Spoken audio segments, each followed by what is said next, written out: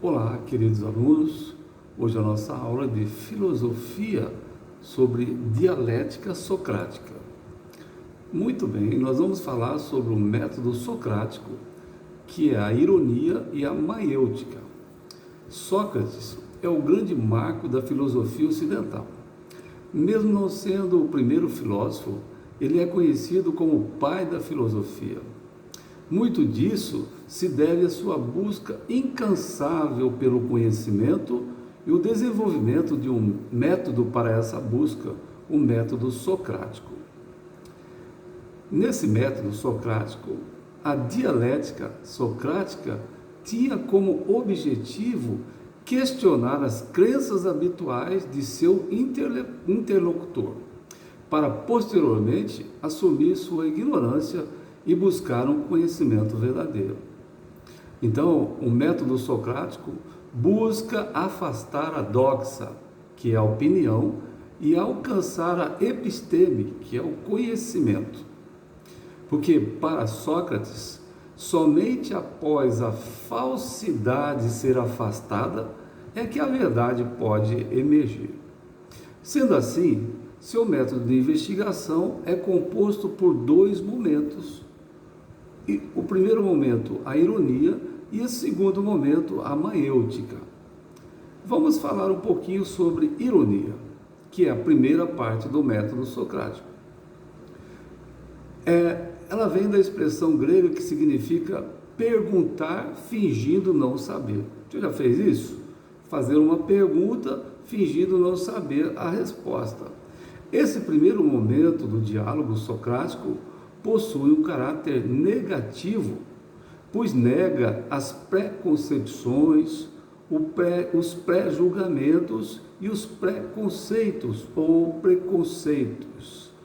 A ironia, assim, era composta de perguntas feitas ao interlocutor com o objetivo de deixar claro que o conhecimento que ele julgava possuir não passava de mera opinião ou uma interpretação parcial da realidade. Bem, esta foi a primeira parte do método, ironia. A segunda parte do método socrático se chama maiêutica. Essa segunda parte do método é conhecido como maiêutica, que significa parto. Nesse segundo momento, o filósofo continua fazendo perguntas, agora com o objetivo de que o interlocutor chegue a uma conclusão segura sobre o assunto e consiga definir um conceito. Esse nome maiêutica teve como inspiração a própria família de Sócrates. Sua mãe, Fainarete, era parteira e o filósofo tomou-a como exemplo e afirmava que os dois possuíam atividades semelhantes. Enquanto a mãe auxiliava mulheres a darem à luz a crianças, Sócrates auxiliava as pessoas a darem à luz às ideias. Então, Sócrates compreendia que as ideias já estão dentro das pessoas e são conhecidas por sua alma eterna. Entretanto, a pergunta correta pode fazer com que a alma se recorde de seu conhecimento prévio. Sócrates, assim, acreditava que o conhecimento simplesmente transmitido não tem grande valor. Ele garante que, por meio da dialética, era possível fazer renascer o conhecimento de dentro do próprio indivíduo. Sócrates defendia o potencial da palavra falada e vivida como um modo ético de ser na polis, na cidade.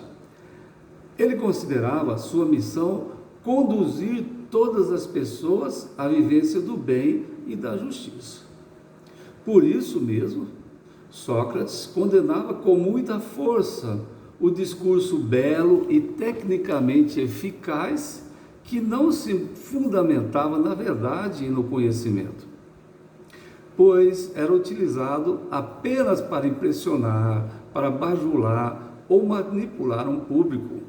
Esse tipo de discurso era a base da retórica sofista, que tanto Sócrates criticava. Então, por condenar veementemente a retórica sofista, em 399 a.C., Sócrates foi condenado à morte pela ingestão de um veneno chamado cicuta.